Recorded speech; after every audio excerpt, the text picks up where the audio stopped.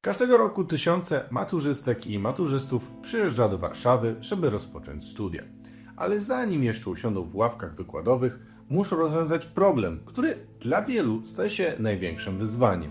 Gdzie mieszkać? Akademiki mają ograniczoną liczbę miejsc, ceny wynajmu szybują w górę, a tanie pokoje często znajdują się daleko od uczelni albo są w bardzo złym stanie.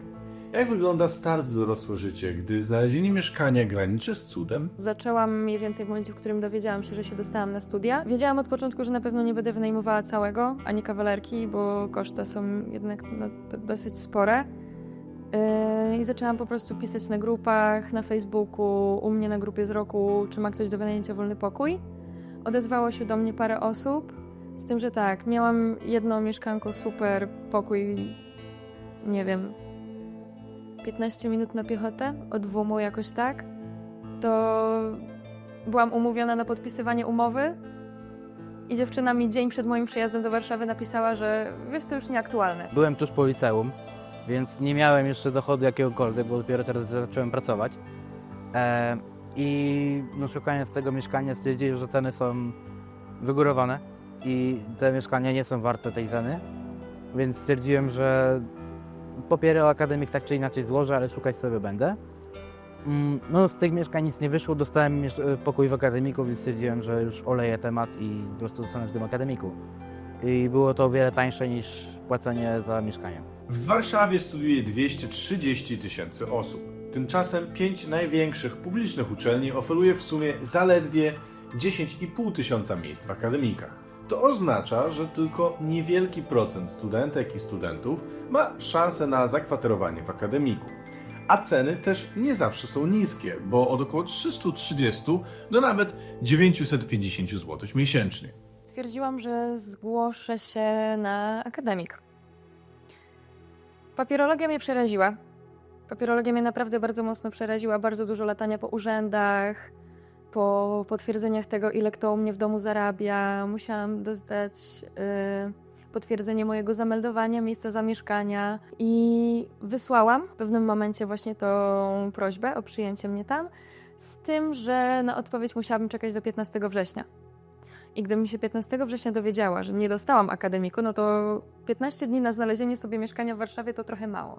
Aktualnie wygląda tak, że pokoju w akademiku nie dostałem w pierwszej turze, teraz złożyłem wniosek w drugiej turze.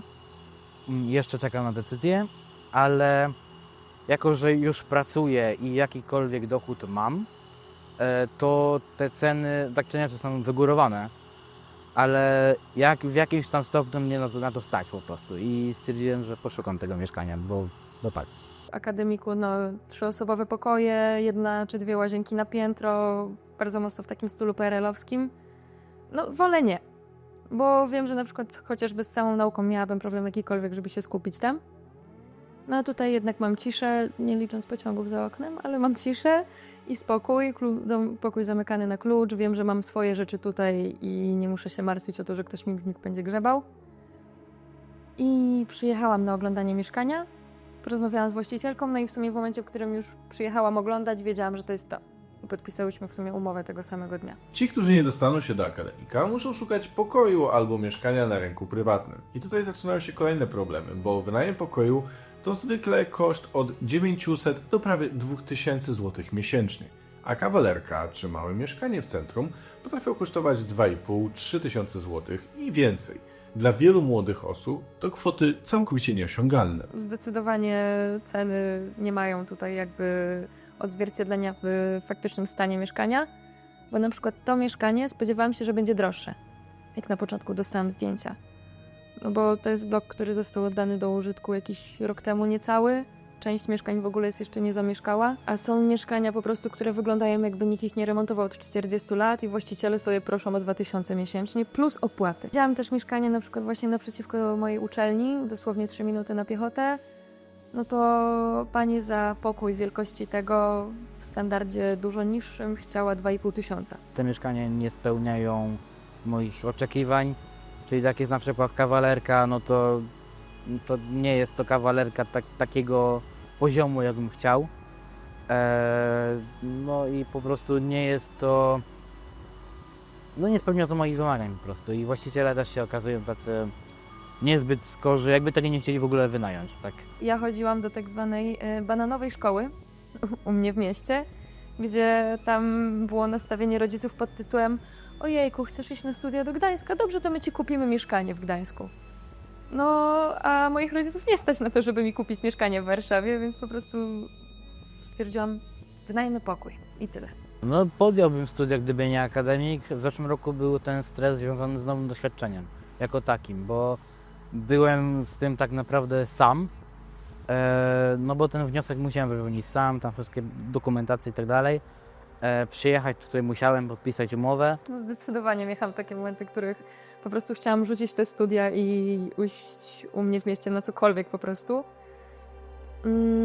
To było mniej więcej na samym początku moich poszukiwań, jak przeglądałam grupy na Facebooku i wszystkie mieszkania wyglądały, jakby przeszedł przez nie huragan. Gdyby ludzie, którzy wynajmują mieszkanie, którzy chcą wynająć mieszkanie, postępowali tak, jakby faktycznie chcieli wynająć sobie mieszkanie, a nie zawyżali ceny tylko po to, żeby sobie zarobić jakkolwiek, bo czasami jest tak, że ludzie po prostu sobie kupują mieszkania, bo ich na to stać i wynajmują je studentom albo osobom pracującym po zawyżonej cenie po prostu. I no według mnie to jest, bo sobie chcą dorobić jakkolwiek. Dla mnie to jest no trochę zdzierstwo, tak to nazwę. I to jest trochę niesprawiedliwe, biorąc pod uwagę to, że studenci nie mają tyle kasy, zarabiają często najniższą krajową, z racji na brak wykształcenia i brak doświadczenia, więc no, nie są w stanie sobie pozwolić na ten, bo jeszcze dochodzą wydatki codzienne i tak dalej, dochodzą jakieś tam osobiste wydatki, więc to jest w sumie chyba jedyna rzecz, jaką bym zmienił w tym całym środowisku. Tańsze mieszkania. Albo może nawet nie tyle, co tańsze mieszkania, byłyby super, co dopasowanie ceny mieszkania do aktualnego jego stanu. Bo, no tak jak wcześniej wspomniałam, te ceny w ogóle nie oddają stanu, w którym znajduje się mieszkanie. No a jednak nikt nie zapłaci milionów monet za to, żeby mieszkać w ruinie. A często nie ma innego wyboru. Dla młodych osób studiowanie w Warszawie to nie tylko nauka i nowe możliwości, ale też codzienna walka o dach nad głową, bo brak mieszkań w przystępnych cenach, niewystarczająca liczba akademików i rosnące koszty wynajmu sprawiają, że edukacja coraz częściej staje się przywilejem tych, których na nią stać, a pytanie, gdzie mieszkać, coraz częściej przesądza o tym, czy w ogóle można studiować.